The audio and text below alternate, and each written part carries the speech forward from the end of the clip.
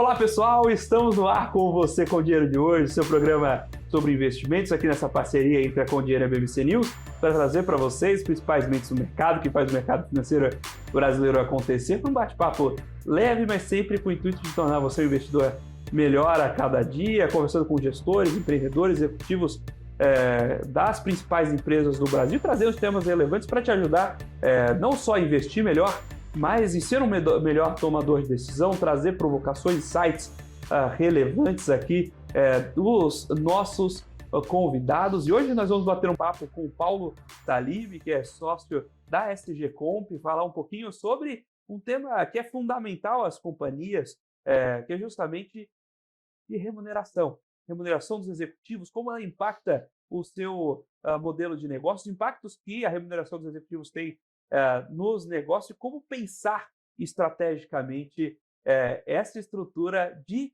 remuneração. Paulo, um prazer recebê-lo aqui no Você com Dinheiro de hoje. Prazer é todo meu, Felipe. É um prazer estar aqui. Vamos falar de um assunto que sempre desperta muitos debates, muitas emoções. É bom ter essa oportunidade para esclarecer de fato. Sem dúvida. A gente estava conversando aqui nos bastidores. Eu comecei minha vida acadêmica pesquisando em governança corporativa e remuneração de executivos é um tema-chave aí, né? Entender os incentivos. Eu me lembro muito de uma aula, avaliação de desempenho organizacional, na graduação ainda, que o professor entrou na sala e falou: olha, o ser humano responde a incentivos. Então, as métricas que você usa e os incentivos que você dá são determinantes no resultado. Com certeza. E essa frase, acho que foi a única coisa que eu lembro dessa, inclusive, porque, não, brincadeira, é uma importante, mas isso ficou na minha cabeça e modelou muito o que eu conduzi a partir dali. E acho que esse assunto que a gente tem hoje para debater aqui é fundamental às companhias e muda o jogo na forma de tocar a gestão. Não é de nada, a gente pode ter um modelo que cascateia o modelo operacional perfeitamente desenhado, mas se a gente não sabe quais parafusos a gente tem que apertar, todo o resto da máquina para de funcionar. Exatamente. A gente tem uma frase muito parecida com essa, que a gente costuma falar bastante, que o grande problema dos incentivos é que eles funcionam. Por isso que tem que pensar muito bem, de fato. E remuneração de executivos é um item super estratégico, porque a base do capitalismo é que com a separação capital-trabalho, que não necessariamente quem tem o capital são as pessoas que têm o conhecimento mais adequado para tocar as empresas nos setores que têm maiores crescimentos e perspectivas de retorno. Então, com essa separação, é fundamental alinhar muito bem os interesses para que as empresas realmente gerem um valor sustentável, empregos perdurem, que não seja só aquela visão do resultado do ano, mas sim uma visão de empresa sempre saudável e competitiva no mercado. Aí, então, já vou começar nessa linha. Qual que é o impacto de remuneração variável a executivo de empresa? A gente a gente viveu ciclos, né, de discussão sobre compensation dos executivos e startou-se aquela máxima de, olha, você precisa ter um componente variável.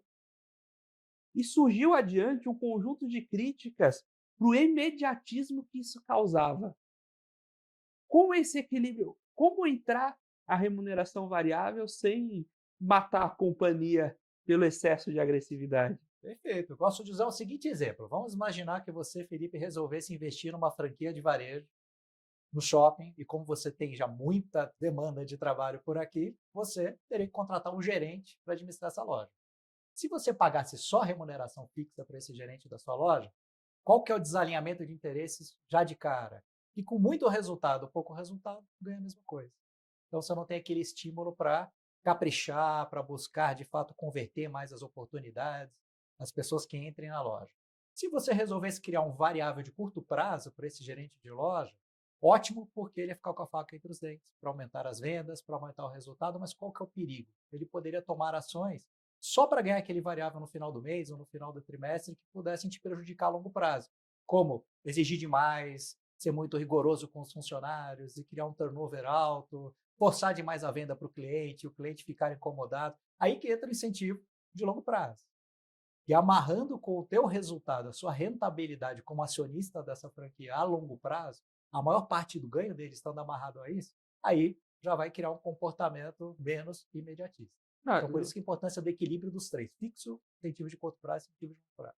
Eu já ouvi de executivo, assim, não nem executivo, sócio de companhias grandes, o camarada fala, não, mas quem trabalha aqui trabalha pelo salário, não tem que ter incentivo de longo prazo, não. É uma visão interessante. Qual que é a probabilidade de essa empresa ter incentivo à inovação? Existem modelos e modelos, a gente sempre fala que não tem certo e não tem errado.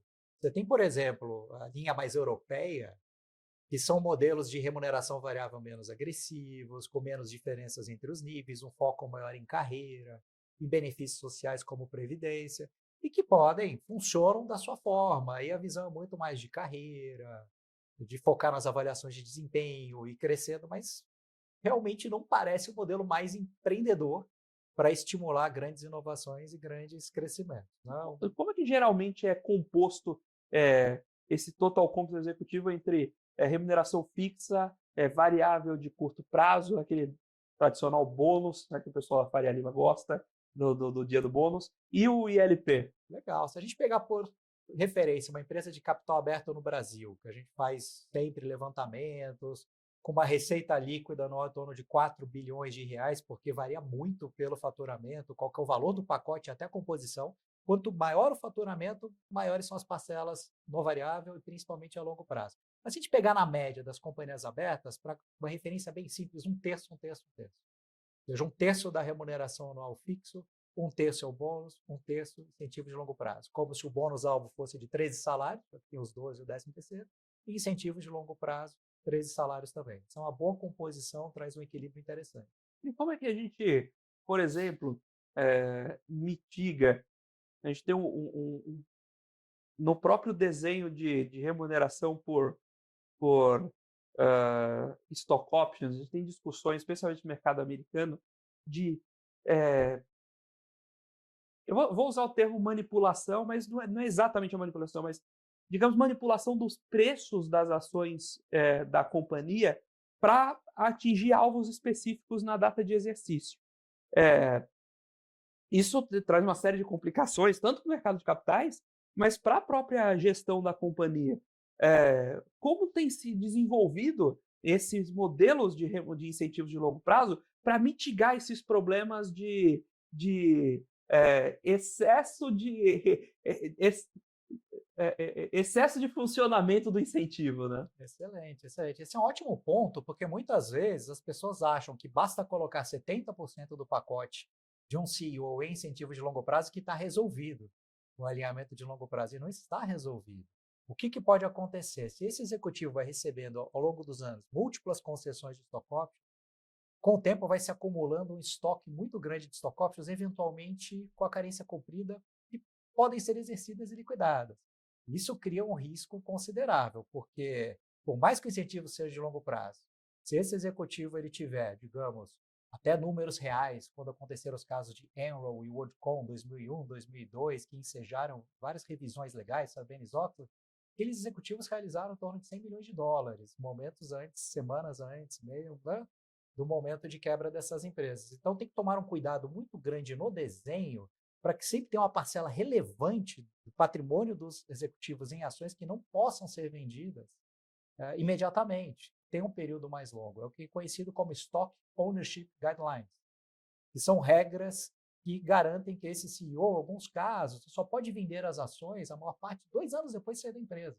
Assim, ele tem que caprichar para formar um sucessor muito bom, caprichar para deixar a empresa em ótimo estado, porque um pedaço do patrimônio dele vai continuar lá atrelado a ações, mesmo depois da saída dele. Então, isso é fundamental. Ter um pedaço grande a longo prazo não garante visão de longo prazo, depende do desenho. E como você está falando sobre ações não possíveis, ações que não podem ser convertidas naquele momento, me traz um outro tema que é do vesting. Como desenhar esse bônus com vesting? Então, você lançar, não necessariamente só com stock options, mas esses outros instrumentos que compõem incentivos de longo prazo e ajudam a companhia a ter mais ferramental nesse quebra-cabeça para montar um plano de remuneração para o executivo? Excelente, excelente. Por isso que é interessante enxergar, esse é um ótimo ponto, que é o vesting e o lock-up, né? O vesting, ou carência em português, mas é que em LP, de fato, os termos em inglês, até o Supremo Tribunal, né, o STJ, colocou lá stock options na decisão dele sobre stock options, Superior Tribunal de Justiça, né? Então é difícil usar os termos em português, mas a carência ou vesting é o período que o beneficiário, o executivo ou o talento que recebeu o incentivo tem que permanecer trabalhando na companhia. Esse é o período de retenção. E o plano, como você muito bem comentou, pode usar ações ou pode ser em dinheiro, pode ser um bônus de longo prazo, pode ser um plano de phantom shares que emula um plano de ações, mas o pagamento é em dinheiro. Então o vesting é o período de retenção. E o beneficiário tem que permanecer na companhia. E daí começa o segundo período, que é o de liquidação, que é o lock-up. Que muitas vezes a pessoa pode até sair. Qual que é a diferença? A pessoa, depois do vesting, pode sair da companhia que não perde as stock options ou não perde as ações restritas. Só que o lock-up as impede de vender imediatamente. Que é para criar esse comprometimento, permanecer acionista, mesmo depois da saída, né, querer o melhor para a empresa. Para incentivar essa transição da melhor maneira possível. Exatamente. Isso tem o vesting e o lock-up. O lock-up é estratégico para evitar essas situações de liquidar tudo em um pico de preço da ação. E como você comentou de STJ, me lembra uma outra, tem as discussões, por exemplo, do valuation de stock option, quando você paga IR, etc e tal, mas tem uma discussão trabalhista do vesting de quando você...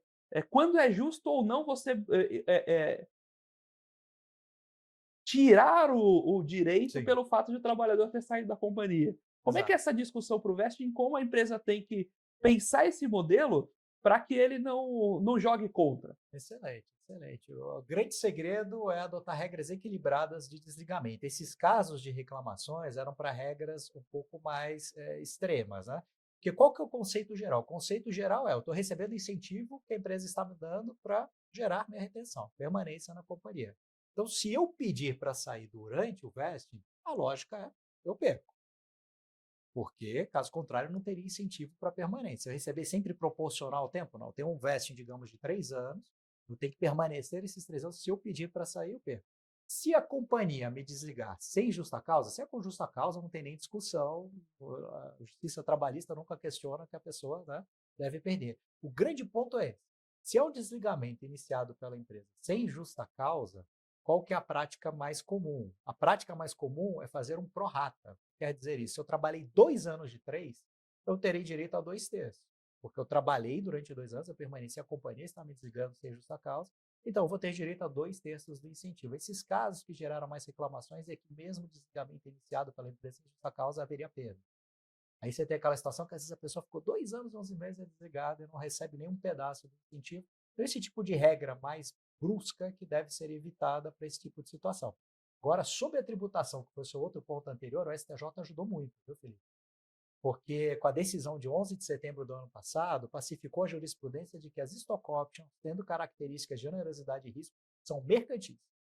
Portanto, que não seriam tributadas com INSS, com encargos, não seria na hora do exercício, mas na hora da venda, com ganho de capital pela diferença do preço do exercício e o preço da venda da ação. Então, isso melhorou muito no Brasil. Falta ter uma lei completinha, mas foi um avanço tremendo. Não, só de você ter a segurança de... ainda que a decisão foi boa, foi positiva e foi alinhada com o que faz sentido. Mas ainda que fosse uma decisão ruim, só de você ter a clareza, porque antigamente já tinha uma... você não sabia se o que você estava fazendo ia ser encarado como errado em algum momento, né? Exato. Um benefício muito grande, inclusive, que todos teremos, a sociedade terá com a evolução do Marco Legal das Stock Options, que é um projeto de lei que estabelece essas regras, é que as empresas vão perder o medo de adotar esse instrumento, e que é um instrumento, gente, que gerou muitos milionários executivos, que no Brasil a gente não tinha. Se a gente olhar antes da década de 90, etc. Então é algo muito legal de distribuição de riqueza. E quando a gente fala executivos, não só executivos, as empresas de tecnologia muitas vezes otorgam stock options, RSUs, que são as ações restritas, para vários níveis, para pessoas técnicas-chave. Então é uma forma de compartilhamento de riqueza, chamar as pessoas para contribuírem para o aumento de valor da empresa e elas participarem e ficarem com um pedaço desse aumento de valor. Então, para os legisladores trazerem clareza, encorajarem as empresas a usarem esse instrumento, é a melhor coisa para a sociedade. Estamos batendo esse papo com o Paulo Salib, que é sócio da SG Comp, falando um pouquinho sobre remuneração de executivos, o impacto disso na gestão da companhia, os incentivos gerados aí justamente pelas estruturas de remuneração e os resultados desses incentivos, porque, como o Paulo colocou, o ser humano, né, responde a esses incentivos para bem e para mal. Agora nós vamos para um breve intervalo, daqui a pouquinho estamos de volta com o segundo bloco do Você com Dinheiro de hoje. Olá pessoal, estamos de volta aqui para o segundo bloco do Você com Dinheiro de hoje, mantendo papo com o Paulo Salib, sócio da SG Comp, falando sobre remuneração dos executivos, as estruturas de incentivos e impactos na própria operação, na gestão e na estratégia da companhia, essas pontes justamente da gestão de incentivos. E a gente terminou o último bloco falando um pouco sobre stock options, né? E esse desenvolvimento, falta deixar a lei redondinha, mas a gente já tem um direcional de para onde as coisas vão, o que permite dar mais segurança às companhias que elas adotem sistemas de stock options. Agora, quando a gente tem um sistema de stock option para uma companhia listada, é muito, digamos, fácil entender a dinâmica. Muitas vezes você tem a própria opção de compra listada em bolsa, você consegue ter uma estimativa de valor da ação da companhia, de quanto vale sua posição, até de quanto vale a sua opção. Mas e quando a companhia é fechada? Nesse caso das startups, por exemplo, a gente tem estruturas societárias complexas no Brasil. É complicado você ser sócio da empresa e ter um canal comunicante com um processo trabalhista, por exemplo. Então, como o modelo de stock option pode ser aplicado, por exemplo, a empresas limitadas? Excelente, esse é um ótimo ponto, e as pesquisas que a gente desenvolve em incentivos de longo prazo mostram uma adoção muito forte, inclusive em companhias de capital fechado, de planos baseados e instrumentalizados em ações. Então é algo que vem crescendo muito, mas tem duas dificuldades clássicas, como você muito bem pontuou. Uma delas é como definir o valor da ação de uma empresa fechada, que é o valuation. E a outra é como conferir liquidez para os incentivos de longo prazo, né? Como trazer tangibilidade que o participante do plano um dia vai poder materializar o ganho. Então aí já começando pela liquidez, dessa questão decorre que a atratividade bem grande é para uma empresa que está ou se preparando para um IPO, ou que tem uma perspectiva muito grande por M&As, por atrair rodadas de investidores, que isso traria liquidez para todos os detentores de stock options de uma companhia fechada. Para uma companhia que não tem perspectiva de IPO ou de ser vendida, o que muitas vezes é criado é uma janela de recompra que depois de um período X, se não acontecer nenhuma oportunidade de liquidez ao mercado, a companhia recompraria as ações fruto do exercício das stock options pelos beneficiários. Então dá para montar essa estrutura também para garantir que a pessoa sempre vai ter alguma liquidez. Para o valuation, tem dois caminhos que as empresas geralmente seguem. Ou elas criam uma fórmula, que é bem preto no branco, nunca é perfeita. Para dizer a verdade, nenhum valuation é perfeito. Os meus clientes de capital aberto falam que o preço da bolsa está sempre errado, anda muito errado, então quer dizer, nenhum valuation é perfeito. Mas quando você cria uma fórmula preto no branco, X EBITDAs menos dívida líquida, esse é o preço que vai medir na largada das stock options, e depois na liquidação, é algo que não cria questionamento, né? Apesar dos seus riscos. E outro caminho, porque para alguns setores não dá para usar múltiplo de EBITDA porque eu não capturo o futuro. Setores que têm ciclos longos, o EBITDA de um ano pode distorcer. Aí usa um fluxo de caixa descontado, que sempre tem as premissas diferentes, os inputs que podem impactar, tem regras, às vezes tem que contratar 2, 3 assessorias, usa uma média das 3. Então tem esses caminhos, ou seja, é um pouco mais complicado, mas tem um lado que cria um partnership, um senso de realmente propriedade da empresa que vale a pena percorrer essa complexidade. Tem um modelo de valuation, né? É um negócio fundamental. Você tem isso claro, mitiga muitas brigas, a gente bate lá adiante, mas e estrutura propriamente, como fazer? Porque justamente você vai ceder uma participação numa empresa limitada e esse novo sócio acaba tendo responsabilidade, do ponto de vista jurídico, ele acaba tendo responsabilidade sobre a gestão de uma coisa que provavelmente ele não tem responsabilidade de fato. Como essas amarras são construídas para permitir que esse modelo pare de pé? Sim. Facilita bastante realmente ser uma SA, né? Porque a SA traz uma proteção societária muito maior para os acionistas majoritários, de ter minoritários e com regras muito claras. As limitadas, o ideal é que seja uma limitada sociedade empresária, que já é aquele quase que meio do caminho para uma SA. Mas tem limitadas que definem, fazem o contrato, que é uma opção de compra de cotas depois do período de carência, e fazem um acordo de cotistas que traga muita clareza nessas regras todas, né? Às vezes usam ações que vão ter um poder de voto mais limitado, né? Ou seja, tem mecanismos para se trabalhar, mas o ideal é uma SA realmente para usar o instrumento como stock options ou ações restritas. Dentro desse conceito, né, de uso das SAs, um ponto que inevitavelmente me vem à cabeça é a partir de que tamanho a gente consegue já pensar nessas estruturas? Porque aí abrir uma estrutura de SA já é um pouquinho mais salgadinho do que deixar a sua limitada lá, né? A partir de que porte de empresa você vê já o uso de ILP mais estruturado? Tem o caso das startups, mas aqui é um caso meio específico, né? Mas, digamos, para empresas old school, a partir de que tamanho começa a surgir esse interesse por incentivos de longo prazo? Excelente, excelente. Eu diria que até mais do que o tamanho é a perspectiva e a forma de crescimento, né? A empresa que enxerga muito crescimento, vale muito a pena preparar toda a estrutura societária, avaliar se tornar uma SA para criar um plano. Agora, pensando, para dar uma referência de porte, a gente começa a notar uma presença maior fora startups e scale-ups de alto crescimento, empresas quando elas já passam dos seus 200 milhões de reais de faturamento anual, 300, ou seja, quando já estão caminhando para um porte médio, né?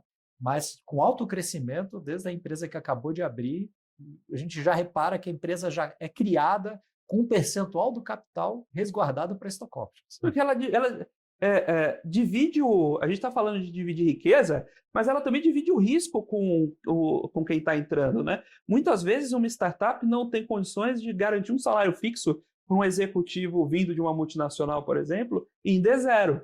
Mas você consegue trazê-lo com um custo fixo, mais precisamente uma despesa fixa menor de largada, mas com essa divisão de risco e retorno futuros. Né? Então, para essas empresas, esse modelo costuma ser bastante interessante. Né? Agora, me conta uma coisa. A gente está conversando sobre remuneração de executivos, está pegando esse pedaço de topo de pirâmide. Como costuma ser essa divisão ao longo da cadeia hierárquica e como isso vai mudando de modelo para modelo, de perfil para perfil de empresa, né? Ou seja, empresas que têm incentivo de longo prazo, especificamente para a primeira linha de executivos, ou que atinge ali um nível gerencial, ou outras que cascateiam incentivos de longo prazo para toda a estrutura da companhia. Como isso geralmente é usado e o que costuma distinguir, né, essa classificação? Empresas pensam de forma diferente quando elas querem incentivar modelos diferentes. Como você consegue clusterizar um pouquinho dessa prática? É muito importante pensar nos setores, né? Quando a gente olha para a alta tecnologia, e o Vale do Silício trouxe bastante isso, os planos são muito mais inclusivos, muito mais abrangentes. Porque essas empresas, justamente percebendo que o salário ele é muito caro, que é melhor vender o sucesso futuro da empresa, que é um jeito importante para reter altos talentos das áreas de criação de tecnologia de produtos, que são fundamentais para o futuro dessas empresas. Inclusive, tem um caso que a gente sempre comenta, você já ouviu falar da massagista rica do Google? Não. O massagista que ficou milionária? Não fiquei sabendo. Que no começo do Google queriam, para melhorar o ambiente de trabalho, né, que tivesse uma massagista para cuidar do bem-estar geral de todos, e não tinham muito dinheiro para pagar. E falaram, olha, eu não consigo pagar tanto não, vou pagar menos do que você recebe por aí, só que eu te dou stock options. Puxa, ela falou, stock options? Não sei o que é isso, mas esses meninos são bacanas, ela topou. E podem pesquisar, tá lá que ela tem uma casa de 3 milhões de dólares que ela comprou, eu não sei quanto ainda em ações da companhia. Então isso ilustra o potencial que tem um plano desses, né? Agora, quando a gente olha setores talvez um pouco mais conservadores, setores mais industriais, acaba sendo um pouco mais hierárquico, acaba sendo mais focado em diretores e acima, só que as nossas pesquisas mostram que mesmo nesses setores, cada vez mais, um nível a mais vem sendo considerado, os gerentes.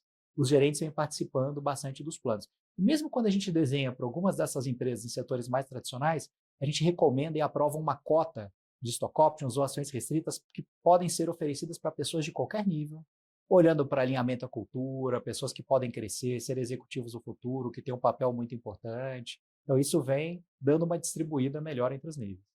Você tem um ponto, a gente estava conversando da formação operacional do stock option. O stock option tem uma vantagem para a empresa que não tem saída de caixa, né? Exatamente. Então, para quem está em fase de queima de caixa, de investimento, lá no começo da curva J, faz toda a diferença você ter um plano de remuneração que sai dinheiro do caixa ou não. Exatamente. E gera caixa. Com a decisão do STJ que deu segurança, por que gera caixa? Porque na hora do exercício, o que é uma stock options? É importante até dar um exemplo simples para a turma, né? Ou seja, o direito de comprar ações da empresa no futuro a um preço pré-fixado, que pode ser o preço de hoje. Então, minha empresa, a ação vale R$1, estou começando agora. Eu chamo um executivo, como você comentou, não vou pagar um salário muito alto, mas falo, olha o meu business plan, olha o potencial de crescimento que eu tenho. Eu vou pagar metade do que você ganha de salário, só que você vai poder comprar ações da empresa no futuro pagando R$1. E se essa ação chegar a 100, chegar a 50? Se esse executivo apostar no business plan, ele vai topar. Então, lá na frente, no exercício, é um direito de compra. Então, tem que comprar ação. Então, as pessoas vão ter que passar esse dinheiro na tesouraria da companhia para comprar ações. Então, acontece uma diluição do capital na hora do exercício. Então, o acionista que antes tinha 100, as pessoas exercem, vai ter 95 ou 90, se reservou 10% do stock options, então que vai entrar dinheiro no caixa. E o ganho das pessoas, se houver um IPO, evento de liquidez, vem do mercado. Então, realmente um plano que tem esse lado um pouco mágico quando a gente mostra as simulações, porque gera caixa para a companhia quando o dinheiro vem do mercado. Dilui acionista e gera caixa. Estamos batendo esse papo com o Paulo Salib, sócio da SG Comp, falando um pouquinho sobre remuneração de executivos, os impactos das teorias de incentivo aí no resultado das companhias, como pensar, inclusive, perfil de companhia e como elas conversam com seus sistemas de remuneração, sempre para trazer para vocês conteúdos, essas provocações e tornar você também um melhor tomador de decisão. Agora nós vamos para um breve intervalo, daqui a pouquinho estamos de volta com o terceiro bloco do Você com Dinheiro de hoje. Olá pessoal, estamos de volta aqui para o terceiro bloco do Você com Dinheiro de hoje, batendo um papo com o Paulo Salib, sócio da SG Comp, falando um pouquinho sobre compensação de executivos, né? Sobre estratégias de remuneração dos executivos e como isso impacta na companhia, e tem um pouco do desenho de como isso reflete a cultura das empresas. Você comentou das diferenças setoriais, né, Paulo? Mas não só. Uma coisa que eu sempre gosto de olhar lá no Com Dinheiro, a gente tem as remunerações executivas, né, das empresas de capital aberto, eu sempre dou uma olhada lá, fico brincando com os dados, e você pega uma empresa como a Ambev, a diferença, o executivo que mais ganha tem lá a sua remuneração, 21, 22 milhões por ano, o que menos ganha é 2 milhões por ano. Eu não ficaria triste sendo que ganha menos, né? Mas, de toda forma, você tem uma amplitude que gera uma competição na companhia. Quando você olha para uma Petrobras, por exemplo, você tem o CEO ganhando 3 milhões por ano e o diretor que menos ganha 2, 1,5. Né? Você tem esse gap muito menor, inclusive salários menores em relação aos pares na indústria. Né? A mesma coisa acontece no Banco do Brasil. Você tem o CEO ganhando entre 2 e 3 milhões por ano, contra o CEO do Itaú, por exemplo, ganhando 60. Tá? Isso mostra um pouco de cultura da companhia também, né? Eu queria que você comentasse um pouco dessa importância de casar os planos de remuneração com o próprio perfil cultural da companhia. Não adianta você ter uma empresa super agressiva com um plano de remuneração chato e nem uma empresa que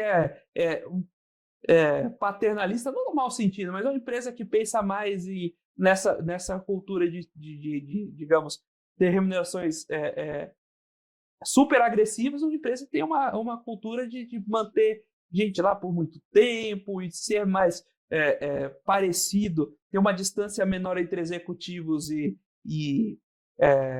digamos, o pessoal da operação, e a remuneração é completamente descompassada.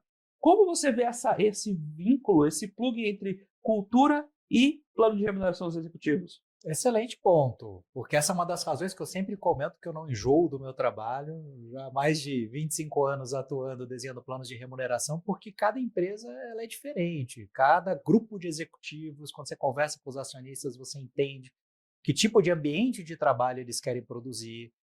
Isso tem muito a ver com o próprio setor, às vezes, e muito a ver com a própria estratégia. Tem empresas que estão em setores altamente competitivos que precisam de uma dinâmica meritocrática e de estímulo mais forte para resultado, para agressividade, do que outros setores em que uma postura mais de colaboração se encaixa melhor. Então, esse já é o primeiro ponto. A gente procura entender a estratégia do negócio, a cultura, aquelas conversas olho no olho para, de fato, entender que tipo de ambiente aquela que a empresa quer construir para avaliar qual que é o melhor modelo. Então, esse é o primeiro ponto. Qual que é o grau de agressividade ou o grau de cooperação, de integração entre áreas. Mas também vale lembrar que, além desse aspecto que é interno da empresa, tem o mercado. E o mercado é soberano. Ou seja, se uma empresa falar, não, quero diminuir a diferença da remuneração dos altos executivos para os empregados de nível médio e fizer um movimento nessa direção, está tirando o valor dos acionistas porque vai perder esses executivos para outras empresas que vão remunerar o quanto vale o cargo. Então, esse é um outro ponto muito importante, que é quanto vale o cargo. Quanto custa ter uma pessoa qualificada para desempenhar aquela função e quanto maior o avião, quanto mais turbulento o voo, a empresa precisa de um comandante melhor para operar a aeronave. Então, esse é um ponto muito importante também que nunca pode se desvincular do desenho do plano de remuneração variável, que é o mercado. E o mercado realmente, para cada cargo, tem o potencial que é diferente de ganho no ano. Aí o desempenho do executivo e da empresa é para ver o quanto que ele vai ganhar deste potencial. Então, quando você olha uma diferença entre a remuneração mais alta e a remuneração mais baixa de uma companhia aberta, o primeiro componente é o valor de mercado do cargo. Aí, fora o componente valor de mercado, sem dúvida alguma, pode ter influência do desempenho individual para ver quanto a pessoa recebeu de stock options, ou de ações restritas, ou qual que foi o valor do bônus. Então, é sempre o preço do cargo e o desempenho do executivo. Falando em composição, a gente comentou sobre, no bloco anterior, sobre o que é fixo, o que é variável de curto prazo, o que é ILP. Mas e dentro dessas estruturas, como é composta a estrutura de avaliação dos executivos? Eu lembro muito quando eu estava na graduação ainda, tinha um modelo de referência que grandes empresas usavam, Ambev usava, etc. e tal, da distribuição entre área, resultado global, resultado individual. Como isso tem sido e como isso também reflete as nuances das companhias? Reflete muito a cultura. Esse é um excelente ponto. Ou seja, quando a gente vai numa empresa e olha ali que tem um peso muito grande no individual, na avaliação do executivo, já a mensagem que passa é de que é mais importante, por vezes, atingir as metas específicas ali da área do que o todo. Então, é sempre algo arriscado. A gente sempre traz essa reflexão de que, para um executivo, um time de liderança, tem que ser sempre mais importante ganhar o jogo do que terminar com as melhores estatísticas. Não adianta nada a seleção ter o atacante que mais fez gols, o zagueiro que menos fez falta, o goleiro menos vazado, se perder a Copa do Mundo. A gente sempre procura trazer muito essa visão que, para altos executivos, o ideal é que a maior parte do bônus do ano deve estar atrelada a desempenho completo, conjunto, desempenho total da empresa. Só que, por outro lado, não dá para exagerar, porque daí cai no que a gente chama de síndrome do trabalho de grupo em faculdade. Quem que já não vivenciou? Todo mundo vai ter a mesma nota, né? Todo mundo empurra, ninguém assume a responsabilidade. Aí alguém que precisa de mais nota vai lá, assume, né? Então também a empresa tem que fugir desse cenário, tem que ter o equilíbrio adequado. Mas quase sempre esse equilíbrio a gente gosta de uma pitadinha a mais no desempenho geral, desempenho coletivo. E que indicadores e o que incluir nos planos? Normalmente o bônus anual é muito atrelado a metas, na grande maioria dos setores. Ao atingimento do orçamento, principais indicadores econômico-financeiros acabam tendo o maior peso do bônus, mas vem aumentando, vem crescendo o uso de métricas ou de clientes, ou de satisfação e retenção de talentos, métricas ESG, até métricas ligadas ao meio ambiente, acabam tendo um peso menor. Vários estudos, até mesmo internacionais, mostram essas métricas que não são financeiras, tem o peso de 15, 20, em alguns casos 30, porque os acionistas acabam cobrando realmente que o grosso do bônus de curto prazo, o bônus anual, seja indicadores econômico-financeiros. Até para casar com o próprio resultado. Que aí, a gente estava falando sobre stock option e não uso de caixa, o bônus tem consumo de caixa.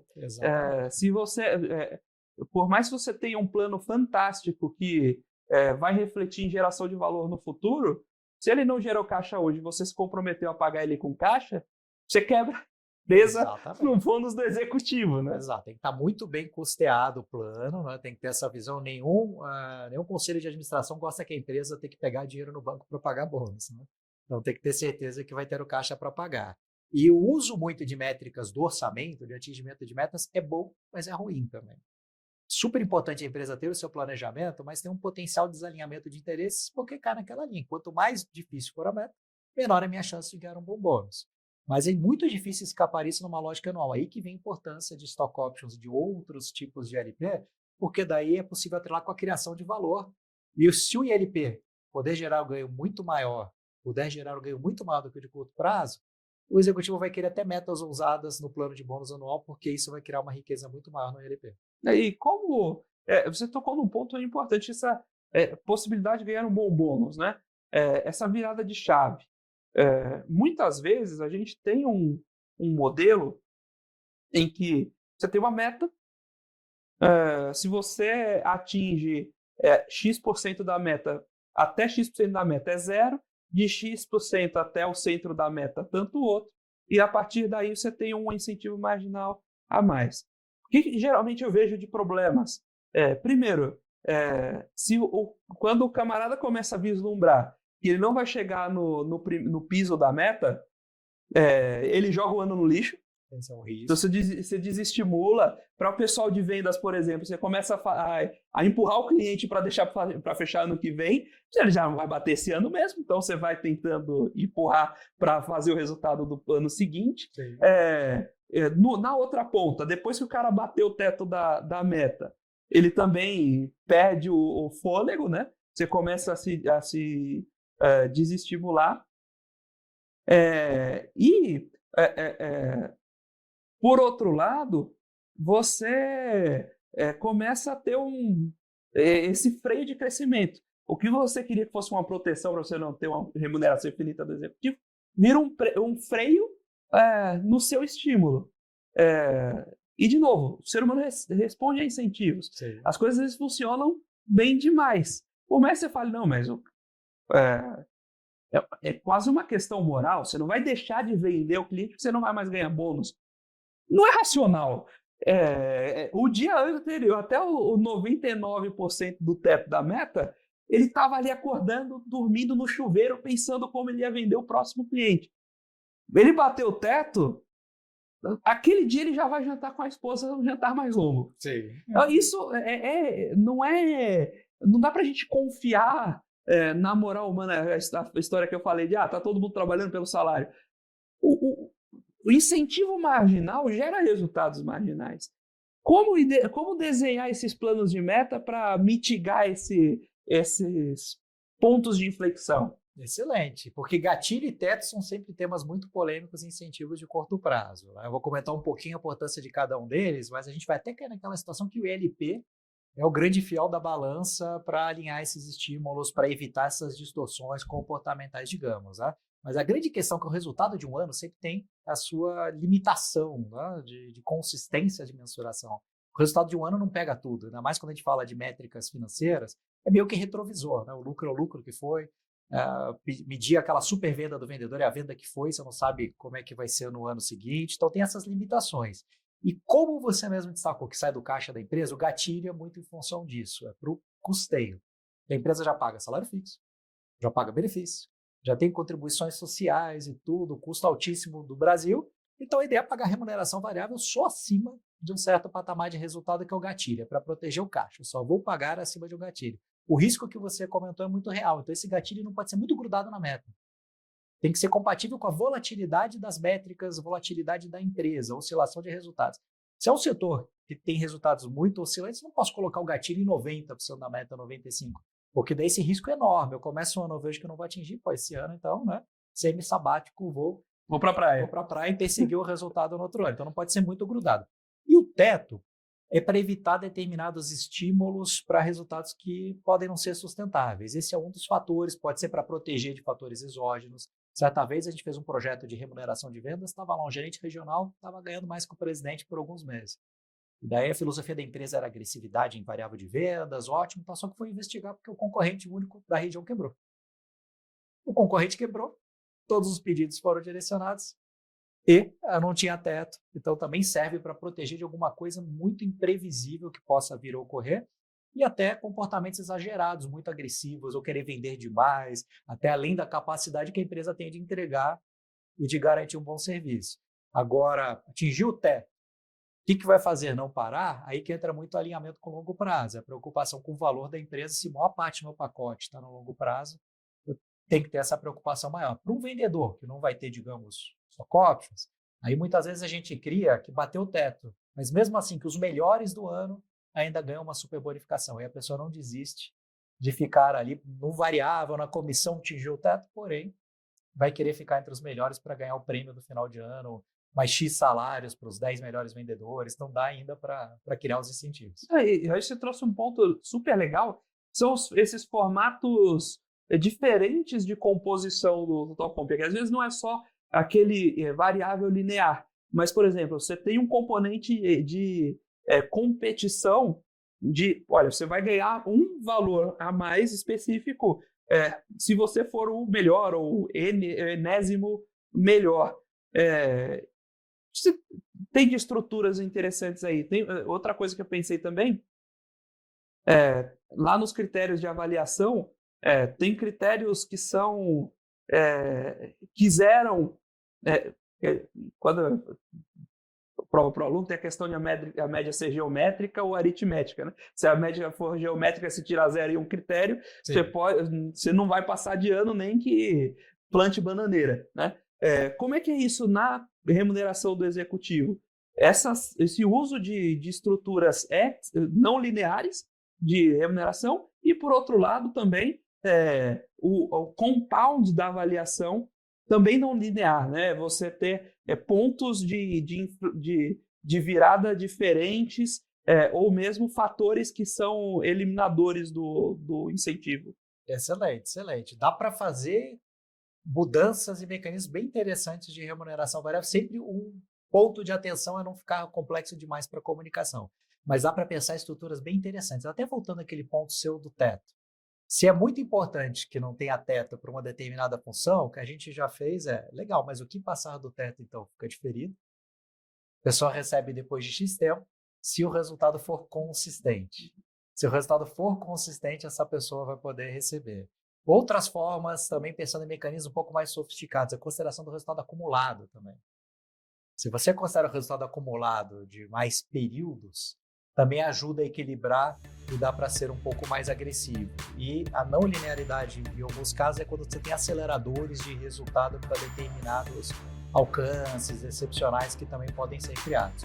Então, o legal da remuneração variável é que permite uma infinidade de mecânicas e sempre o ponto importante é tentar chegar no formato que as pessoas também consigam entender, fazer as pontinhas, ter uma previsibilidade quanto não é. Estamos batendo esse papo com o Paulo Salim, sócio da SG Comp, falando sobre remuneração de executivos, os impactos disso para a companhia, os paralelos disso com cultura, porque, de fato, o ser humano responde a incentivos. Agora nós vamos para um breve intervalo, daqui a pouquinho estamos de volta com o quarto e último bloco do Você com Dinheiro de hoje. Olá pessoal, estamos de volta aqui para o quarto e último bloco do Você com o Dinheiro de hoje, batendo papo com o Paulo Salim, sócio da SG Comp, falando um pouquinho sobre remuneração de executivos, os impactos disso no resultado da companhia, como pensar isso como incentivo para gerar melhores resultados para a companhia e alinhamento com cultura. Um ponto, falando em alinhamento com cultura, existe um tipo de remuneração variável específica que a gente debate muito aqui no programa, mas que não está nas caixinhas tradicionais, que é o earnout. Earnout nada mais é do que uma estrutura de remuneração para o executivo que fica depois de um deal, né? E por que ele naturalmente a gente fala muito de M&A aqui, então esse assunto sempre surge, mas o que é interessante? você está ligando duas culturas nesse momento. Como tem sido o uso de earnout pelas companhias e como bater naquele ponto? A gente estava conversando, a gente começou a conversar no último bloco e estava conversando no intervalo, da transparência de comunicação, a importância que é todo mundo entender qual é a meta antes de persegui-la, e quanto mais difícil fica isso quando a gente está falando de duas companhias. Né? Exato.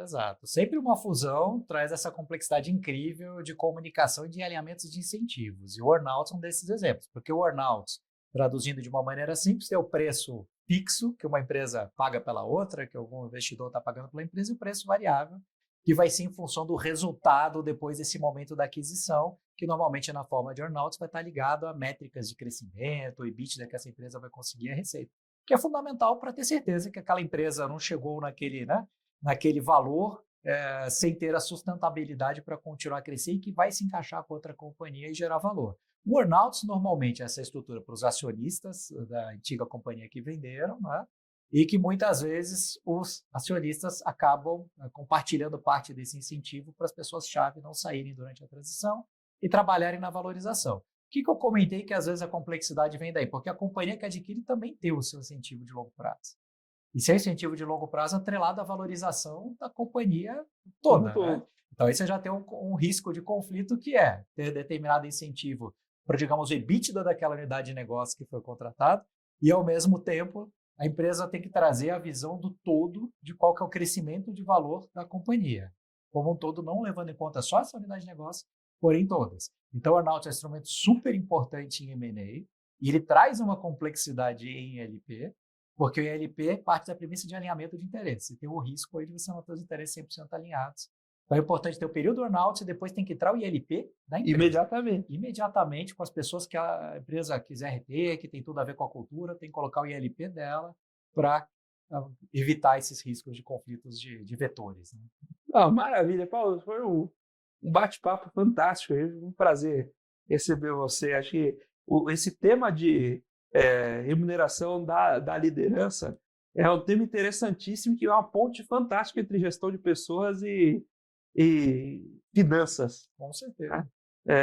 Queria que você fechar o programa com uma dica sua aí, né, de quem está olhando para esse momento agora. Os empreendedores que assistem a gente têm, felizmente, uma audiência muito, muito qualificada em termos de empreendedores aqui.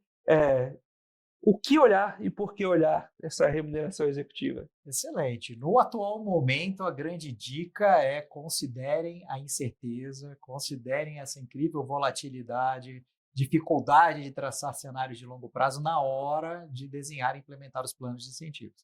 O que eu quero dizer? Não adianta desenhar um plano de incentivo com super potencial de ganho se o risco, por enorme, a probabilidade de conseguir alcançar for baixíssima. Não adianta colocar um gatilho, colocar vários fatores que possam zerar um gatilho muito grudado na meta. Não adianta traçar um modelo muito travado, rígido, porque o que vai acontecer? Quem tomar contato com aquele plano de incentivo, seja de curto ou longo, com esse mundo muito conturbado que nós temos, quando cada um trouxer a valor presente com a taxa de desconto que cada um tem, qual que é o risco de ganhar ou não ganhar aquela recompensa, as pessoas não vão valorizar. Então tem que tomar cuidado para, de certa maneira, blindar os desenhos de incentivos em relação a esse momento de muita turbulência e risco, tentar trabalhar com um pouco mais de flexibilidade nos planos, porque caso contrário, né, as pessoas podem enxergar, não valorizar aqueles incentivos de longo prazo, achar que a chance real de ganhar vai ser muito baixa. Aí o plano perde o efeito. A pessoa não acredita nele. Maravilha, Paulo. Muito obrigado mais uma vez pela sua participação. E a gente deixar à vontade para conversar também com nossa audiência. Quem quiser procurar a SG, o Paulo, por onde pode encontrar? Legal, podem colocar Paulo Salibia no LinkedIn, podem procurar pela SG Corp Partners no Google, nossa company page. Estamos à disposição, tem lá os e-mails de contato, será um prazer. Vamos deixar também o site de vocês aqui na tela para quem quiser acompanhar. Paulo, muito obrigado pela sua participação, um prazer bater esse papo. Até as próximas.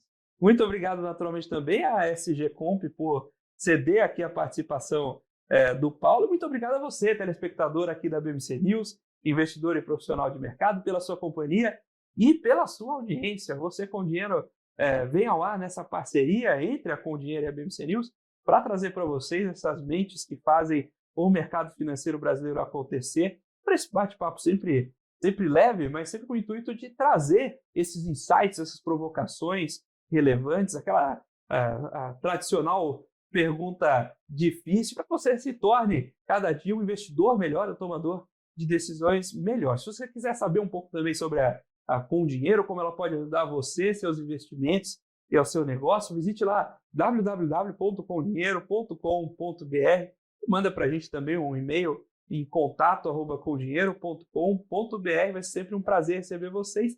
E aproveitando aqui o encerramento de hoje, queria reforçar aí o convite para você nos seguir lá nas redes sociais. Então, se você ainda não acompanha o nosso canal no Instagram, tem o @você.comdinheiro, porque você consegue acompanhar todos os convidados, saber antes quem vai participar da programação da semana, acompanhar lá de perto ali os conteúdos da nossa página e, naturalmente, nós temos também conteúdos exclusivos. Então, você pode descobrir lá o impacto econômico de grandes figuras do cenário financeiro ou não. Eu não vou mais dar spoiler, você visita lá o Instagram do Você com Dinheiro e aí você descobre lá o que tem de conteúdo diferente. E, naturalmente, o LinkedIn Felipe Ferreira, vai ser um prazer também receber vocês por lá. A gente sempre publica novos estudos, dados sobre o mercado financeiro, dados sobre a economia brasileira como um todo. A gente sempre usa esses dados de Com Dinheiro também para trazer essas provocações, esses insights para você. Então não deixe de acompanhar, manda lá sua conexão Felipe Ferreira no LinkedIn. O Você com Dinheiro de hoje vai ficando por aqui. Muito obrigado mais uma vez pela sua companhia e pela sua audiência e até a próxima.